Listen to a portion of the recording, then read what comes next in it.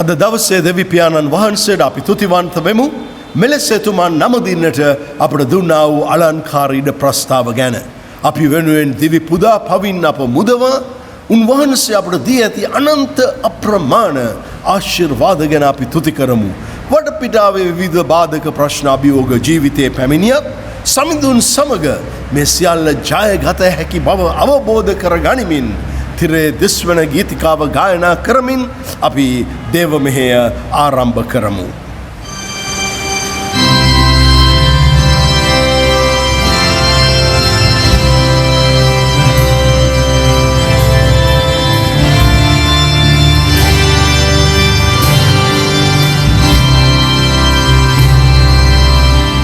Yeah.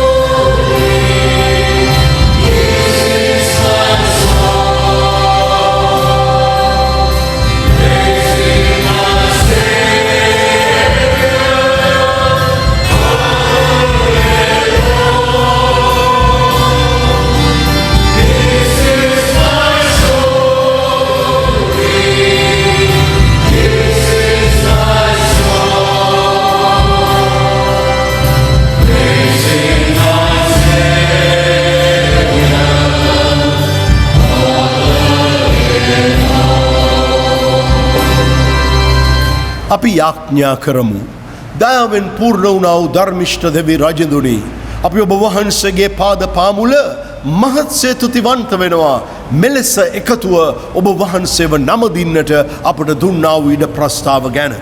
අපි අපේම නිවස්වල සිට නමස්කාරයට එක් වුවද අප සමග යම් මොහොතක මේ නමස්කාරයට එකතු වෙන හැම කෙනෙකු ගැනම අපි යාඥා කරනවා.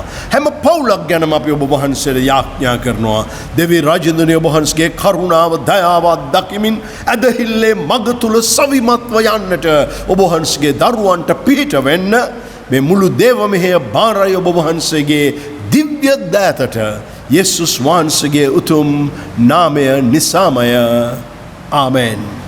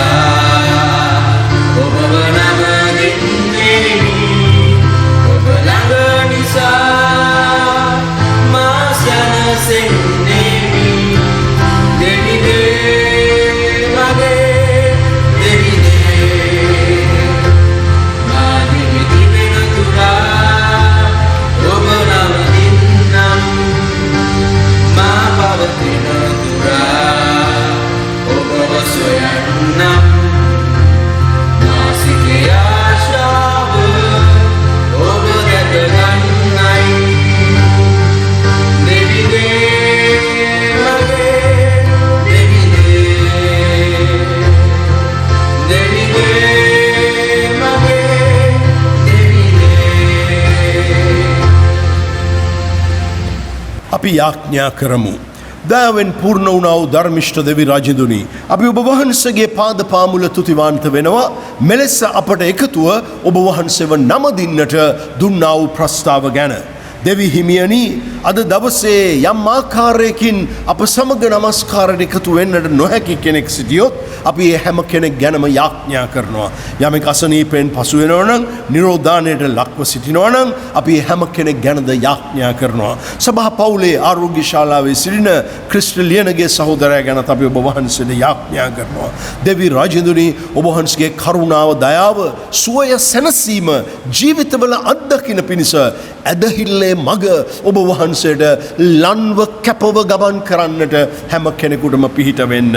විවිධ ඉගැන්වීම් වලට, විවිධ කාරණා වලට අසු වෙලා මිනිසුන් පීඩාවට පත්ව සිටින මේ යුගයේ යේසුනේ ඔබ වහන්සේගේ පාමුල, ඔබ වහන්සේගේ වචනය අනුව ජීවත් වීම තුළ නිදහස් ජීවිතයක් ගත කරන්නට, ප්‍රීතිමත් ජීවිතයක් ගත කරන්න, ඔබ වහන්සේගේ දරුවන්ට ආශිර්වාද කරන්න කියලා ඉල්ලලා අපි ඔබ වහන්සේගේ වචනය අසන්නට යන මේ මොහොතේ ඔබ වහන්සේගේ දිව්‍ය දෑතට බාර වෙනවා. යේසුස් වහන්සේගේ නාමයෙන් ආමෙන්. අපි දෙවි පියාණන් වහන්සේට තුතිවන්ත වෙමු. තවත් දවසක මෙලෙස හෝ උන්වහන්සේගේ උතුම් වචන අසන්ට අපට දුන්නා වූ ඉඩ ප්‍රස්තාව ගැන. පවතින වාතාවරණය උඩ අපට බොහෝ විට අසන්ට ලැබෙන දේවල් අතර වැඩි වශයෙන් අසන්ට ලැබෙන්නේ අසුභවාදී සිත් සසලවන දේවල් විය හැකි. ඒක තමයි මේ ලෝකයේ සැබෑ තත්වය. යේසුස් වහන්සේ ඔය නිසාමයි කිව්වේ ලෝකයේ නුඹලාට පීඩා තිබේ. ධෛර්යමත් වෙන්න, මම ලෝකයෙන් ජයගතිමි කියලා. වසංගත ප්‍රශ්න, විවිධාකාර ප්‍රශ්න, බඩු මිල වැඩිවීම, ආර්ථික අර්බුද, අපි විවිධ දේවල් වලට මුහුණ දෙන්නට පුළුවන්. මේ මොහොතේ මේ දේව වචනය අසන ඔබ ජීවිත ගමනේ සතුටු අත්දැකීම් තුලින් වගේම අමාරු පරාජිත අත්දැකීම් තුලින් යන කෙනෙක් වෙන්න පුළුවන්. නමුත් ස්වාමින් වහන්සේ අප සමගනන් ඒ සියලු අත්දැකීම් තුල උන්වහන්සේට ලන්ව කැපව ගමන් කිරීම හේතු කොටගෙන ජීවිතය ජය ගන්නට පුළුවන් බව කිසි විටක අමතක කරන්නට එපා. අද ගොඩක් දෙනා දේව වචනේ උගන්වන එදිනෙදා ජීවිතය අපි ගත කළ යුතු කාරණා අමතක කරලා වෙනත් කාරණා පසුපස හඹා ගොස් සිත් තැවුල්වලට පරාජයට පත්වෙන අවස්ථාවන් අපි දකිනවා. ශුද්ධ බයිබලයට අපි අවධානය යොමු කරනකොට බයිබලයේ විවිධාකාර ඉගැන්වීම් ඇති අතර ඒ වගේම ඊශ්‍රායල් ජනතාවගේ ඉතිහාසය, මිෂනාරි සේවය, මේ විවිධ දේවල් ඇති අතර පැහැදිලිව මම ඔබ එදිනෙදා කිතුණු දිව්‍ය ගත කළ යුතු ආකාරය ගැන උගන්වලා තියෙනවා. අපේ දැනුම වැඩි වර්ධනය කර ගැනීම පිණිස ඊශ්‍රායල් ඉතිහාසය, බයිබලයේ තිබෙන විවිධ කතා අපි දැන ගැනීම වැදගත්. අපි රූත්ගේ කතාව දැනගන්න එක හොඳයි. එස්තරගේ කතාව දැනගන්න එක හොඳයි. දාවිද්ගේ ජීවිතය දැනගන්න එක හොඳයි. මේවයින් ස්වර්ගීක මගට දිරියක් අපට ලැබෙනවාට සැකයක් නැහැ. හැබැයි ඒ සමගම දෙවියන් වහන්සේගේ දරුවන් වන ඔබ මම ඔබේ මගේ දිනපතා කිතුණු දිව්‍ය ගත කළ යුතු ආකාරය ගැන දේව වචනයේදී ඇති උපදෙස් පිළිපැදීම ඉතාමත්ම වැදගත් වෙනවා. අපි පසුගිය ඉරිදා දෙක ගැන මතක් කරගත්තොත් අපි දස පනතට අපි අවධානය යොමු කළා. මොකද වුණේ? මිස්රයේ සිට පැමිණෙන හෙබ්‍රෙව් නැත්නම් යුදෙව් සෙනග ජීවිත ගමනේ විවිධ අත්දැකීම් වලට මුහුණ දෙන අවස්ථාවල ඔවුන් ක්‍රියා කළා වූ සමහරක් ක්‍රමසහ විදි වැරදි නිසා උන්වහන්සේ ඔවුන්ට දසපනතක් දුන්නා. මේ අනුව ක්‍රියා කිරීම හේතු කොටගෙන, මේ අනුව ජීවත් වීම හේතු කොටගෙන ඔවුන්ට ඔවුන්ගේ ජීවිත ආශිර්වාද කරගන්නටත්, ඔවුන් නිසා අන් අයගේ ජීවිත ආශිර්වාද ලබන්නටත්. ඒකයි මේ දසපනත දුන්නේ. අපි මුල් 50 දෙස බැලුව අතර අද අපට බලන්න තියෙන්නේ නික්මයාම පොතේ 20 වෙනි පරිච්ඡේදයේ 8 වෙනි පදයේ සිට. බලන්න මේ 8 වෙනි පදේ මොකද්ද කියන්නේ කියලා. මං කැමති 8 වෙනි පදයෙන් 15ට පද ස්වල්පයක් කියවන්න. සබත් දවස සුද්ධ කොට පවත්වන්නට සිහි කරගනුව. සදවසක් වැඩ කරමින් තාගේ සියලු වැඩ කර්මාන්ත කරගනුව. ඒත් සත්වෙනි දවස තාගේ දෙවි වූ ස්වාමින් වහන්සේට පවත්වන සබතක්ය. ඒ දවස තෝවත් තාගේ පුත්‍රයාවත්, තාගේ දුවවත්, තාගේ වැඩකාරයාවත්, තාගේ වැඩකාරියවත්, තාගේ සිව්පාවුවත්, තාගේ දොරටුව ඇතුලේ සිටින ආගන්තුකයාවත් කිසි වැඩක් නොකරව. දැන් බලන්න මේ දේව වචනය දෙස අපි බලනකොට දෙවියන් වහන්සේ කියනවා මේ සබත් දවස අපි සුද්ධ කොට පවත්වන්නට ඕනේ. මේ දවස දෙවියන් වහන්සේ වෙනුවෙන් වෙන් කරන්න ඕනේ කියලා. දැන් මිනිස්සු කැමති නම් ඕක ගැනත් තර්ක කරන්න පුළුවන්. සමහර අය කියනවා සබත් දවස ඉරිදා නෙමේ, තව අය කියනවා සබත් දවස ඉරිදා. මේ තර්ක විතර්ක වල පැටලෙන්න එපා සහෝදර සහෝදරිනි. සුද්ධ බයිබලයට අපි අවධානය යොමු කරනකොට අනන්ත අප්‍රමාණ කියනවා වාද විවාද මග අරින්න කියලා. මේ ශ්‍රී ලංකාවේ ජීවත් වෙන පුරවැසියන් හැටියට අපි දන්නවා අපට නිමාඩු ලැබිලා තියෙන දවස ඉරිදා දවස. දැන් නම් මේ දින දර්ශනෙත් වෙනසක් තියෙනවා. අපේ ළමා කාලේ අපි දවස් සඳහන් කළේ කොහොමද? පොඩ කල්පනා කරලා බලන්න. ඉරිදා සඳුදා අඟහරුවාදා බදාදා කියලා අපි කිව්වේ. දැන් සමහරු සඳුදා අඟහරුවාදා බදාදා කියන ඔය කොයි විදියට කිව්වත් කොහොම කළත් අපි දකිනවා යේසුස් වහන්සේ මලවුන්ගෙන් නැගිටීමෙන් පස්සේ සභාව සතියේ පළවෙනිදා උන්වහන්සේව නමස්කාර කරන්න පටන් ගත්තා. මේවට කැමති නම් තර්ක විතර්ක ඇති කරගන්න පුළුවන්. හැබැයි නිෂ්ප්‍රයෝජන තර්ක විතර්ක.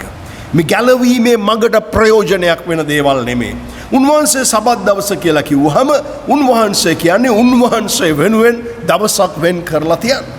මේ සමහර රටවල සබත් දවස කියලා සමහරු පාවිච්චි කරන්නේ සිකුරාදා. එතකොට බයිබලයේ කියලා නැහැ කියලා කෙනෙක් කියයි නෑ ඒ රටේ එදා තමයි නිමාඩු හම්බ වෙන්නේ. ඒ නිසා වෙන කරන්න දෙයක් නැහැ. ඒ දවසේ තමයි ඔවුන්ට දෙවියන් වහන්සේව නමස්කාර කරන්න වෙන්නේ. දැන් මෙතන අපි බලනකොට මෙතන කියනවා මේ දවස සුද්ධ කොට පවත්වන්න. දෙවියන් වහන්සේ වෙනුවෙන් දවසක් වෙන් කරලා තියාගන්න. දැන් හරි වැඩේනේ නේ. ඉස්සර නම් අපි දෙවියන් වහන්සේ වෙනුවෙන් දවසක් වෙන් කරලා පවුලම දේව ගෘහයට ගියා. පවුලම දේව ගෘහයට ගියා. දැන් ඉතින් දේව ගෘහයට යන්න විදියක් නැහැනේ. දැන් එහෙනම් සබත් දවස කියලා දවසක් වෙන් කරලා වැඩක් නැහැනේ කියලා සමහර අයට හිතෙයි. හැබැයි මේ දවස, අද අපි මේ වචනය අහන දවස, දෙවියන් වහන්සේගේ දවස, සුද්ධ දිනය, අපි දෙවියන් වහන්සේගේ ගෞරවය උදෙසා ගත කරන්න වග බලා ගනිමු. සමහර වෙලාවට මේ විද්‍යුත් මාධ්‍ය ඔස්සේ වෙන්න පුළුවන්. Facebook හරහා හෝ YouTube හරහා හෝ මොකක් හරි ක්‍රමයකට ඔබ මේ දේව මෙහෙට සහභාගී වෙනවා වෙන්න පුළුවන්. හැබැයි අපි ගෞරවාන්විතව දේව මෙහෙට සහභාගී වෙමු. එක පැත්තකින් මේ Facebook එක තුලින් YouTube එක තුලින් දේව මෙහෙ නරඹන අතර අනික් පැත්තෙන් දුරකථනයක වෙන දේවල් කරන්නේ නැතුව අපි මේ දෙවියන් වහන්සේගේ වචනය අහන්නේ. අපි මේ එකතු වෙලා ඉන්න දෙවියන් වහන්සේව නමස්කාර කරන කාලයකට කියලා පවුලේ තාත්තා අම්මා දුවලා පුතාලා තේරුම්ගෙන ගෞරවාන්විත විදිහට එක තැනක වාඩි වෙලා අපි දෙවියන් වහන්සේගේ වචනය අහමු. අපි ගීතිකා ගයමු. මොකද ගීතිකා ගයන්න එකම තැන පල්ලිය කියලා හිතන්න එපා, දේව ගෘහය කියලා හිතන්න එපා. ඇයි ඔබ මේ දිනවල දේව ගෘහයට යන්න බැරි නිසා ගීතිකා කියන්නේ නැද්ද? අපි ගීතිකා ගයමු. අපි උන්වහන්සේව නමස්කාර කරමු. අපි උන්වහන්සේගේ නම ඔස්සවමු, වර්ණනා කරමු. මේ දේවල් අමතක කරන්න එපා. සුද්ධ බයිබලයේ පැහැදිලිව කියනවා උන්වහන්සේගේ දවස සුද්ධ කොට පවත්වන්න කියලා. උන්වහන්සේගේ දවස සුද්ධ කොට පවත්වන්න. බයිබලයේ තියෙනවා හග්ගයි කියලා පොතක්. ඔබ වෙලාවක වාඩි වෙලා මේ හග්ගයි පොත කියවන්න. මේ හග්ගයි පොතේ දේව මාලිගාව ගැන සෙනඟ නොසලකා හැරීම ගැන තිබෙන අතර අවස්ථා කීපයක කියනවා ඔබේ මාර්ගය සිතට ගන්න කියලා. ස්වාමින් වහන්සේ මට ඔබට කතා කරලා කියනවා ඔබේ මාර්ගය සිතට ගන්න. අපි දෙවියන් වහන්සේගේ දරුවන් ලෝකයේම වසංගතයක් තියෙන කාලයක, ව්‍යසනයකට ලක් වෙලා ඉන්න කාලෙක අපිට දෙවියන් වහන්සේට දිය යුතු තැන නොදී ඉන්න බෑ. මං ඉස්සර දේව ගෘහයේ සෙනඟ එකතු වුණා අහනවා ඔබ දේව මෙහෙට එන්න සූදානම් වෙන්නේ කවද්ද කියලා. ඇත්ත වශයෙන්ම අපි සෙනසුරාදා ඉඳලම ලෑස්ති වෙන්න ඕනේ දේව මෙහෙට එන්න. ඉරිදා උදේ එහෙන් හොයලා ඇඳුම් මෙහෙන් හොයලා එහෙන් පටලම් මෙහෙන් පටලම් නෙමේ. සෙනසුරාදා රැම ලෑස්ති වෙලා. මම එතකොට කියනවා මට මතකයි දේව ගෘහයට එනකොට අපි දේව ගෘහේ පූජාවන් පිළිගන්නවා. නැත්නම් දීමනා දෙනවා. සමහර මේ වචන වලට කැමති නැහැ, සම්මාදන් දෙනවා කියලා කියනවා. දැන් ඒකත් මං කියන්නේ ලෑස්ති වෙලා දෙන ප්‍රමාණය වැදක් වෙන්නේ නැහැ. ඔබ දෙන්නේ රුපියල්ද 2ද රුපියල් 5ද 50ද 100ද ඒක වෙනම දෙයක්. හැබැයි ඒක දෙන්න සතුටු සිතින් සූදානම් වෙලා ඉන්න. දැන් අපි දේව ගෘහයට නොගියත් අපිට ඒක කරන්න බැරි නෑ. ඒක කරන්න පුළුවන්. අපි ස්වාමින් වහන්සේ උදෙසා කැපවුණු උන්වහන්සේ ප්‍රිය කරන ජීවිත ගත කළ යුතුව තිබෙනවා. සබත සුද්ධ කොට පවත්වන්නේ කෙසේද? මේ සබත් දවස අපි දෙවියන් වහන්සේ වෙනුවෙන් වෙන් කරමු.